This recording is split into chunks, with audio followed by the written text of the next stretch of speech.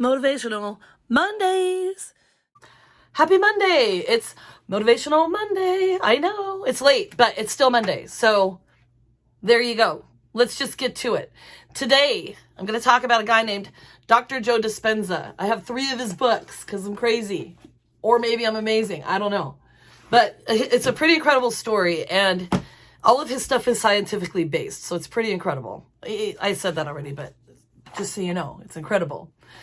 He is 59, I keep wanting to say 59 degrees. He's 59 years old now. He was born in 1962. So in 1986, he's about 24. He's competing in a triathlon.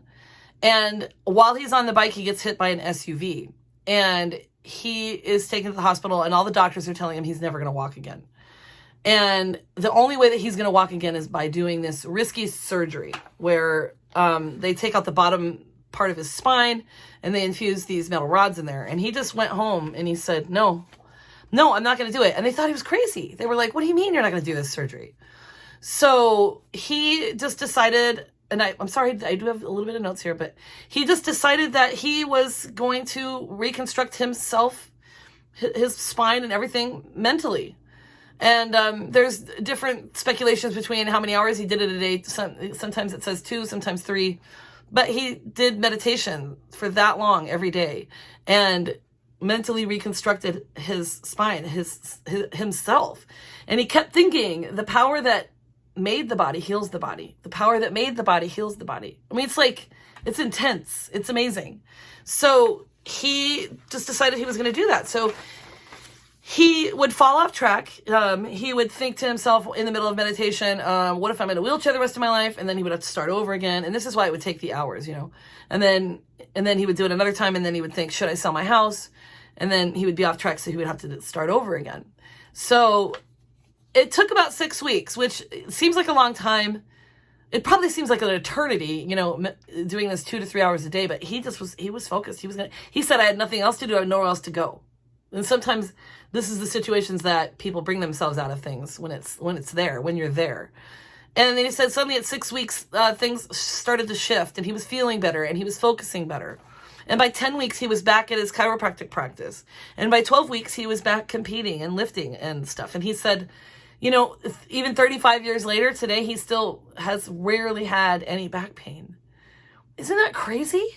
So yeah, he decided in this book, and I'm just starting it. I'm about maybe halfway through. There's a woman who was married and had kids and was just having this wonderful day, reading a book. Windows are open. It's breezy outside. Her husband says he's going to leave. He's going to come back, but he doesn't come back. And he ended up going downtown. I don't remember where they live. San Francisco, maybe.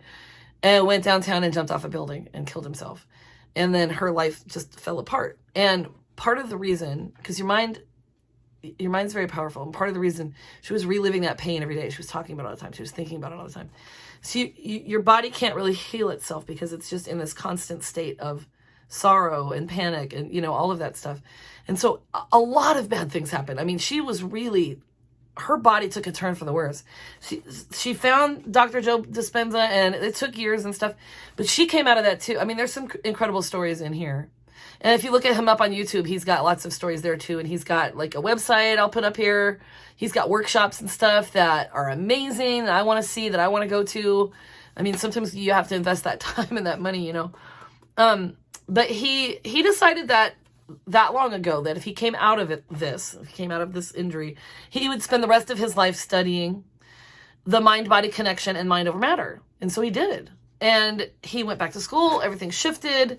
And he says this a lot. He says, the thoughts are the language of the brain and feelings are the language of the body. So how you think and how you feel creates a state of being. So this is what the issue is with this woman. So you can change your brain just by thinking, and you have to start planning your behaviors. So this is that same thing. And I've done it as an athlete before too, with focusing and like running through your activities and stuff. And so this is how you do it. And it starts there. It starts in your own mind. And he says you have to mentally plan who you're going to be. So he says emotionally embrace your future before it's made manifest. So before it happens, Okay, so you aren't waiting for your body to heal to feel wholeness. You are not waiting for a new relationship to feel love. You aren't waiting for success to feel empowered and that kind of stuff. Okay, so you must start unmemorizing emotions stored in the body and reconditioning the body to a new body and a new emotion. Okay, so it says invest your energy in the future. So think about that. That's what we need to be doing. Hey, it's not going to hurt you. You're not taking a pill. But he does talk about the placebo effect. So like things work on people. I think it's 80% of people that are given placebos for some kind of condition actually heal. So there's a lot to be said about it. So think about that. Take that with you this week, you guys. I'll see you next week. I'm taking a break from some of the other things, but I will see you next week. Happy Monday.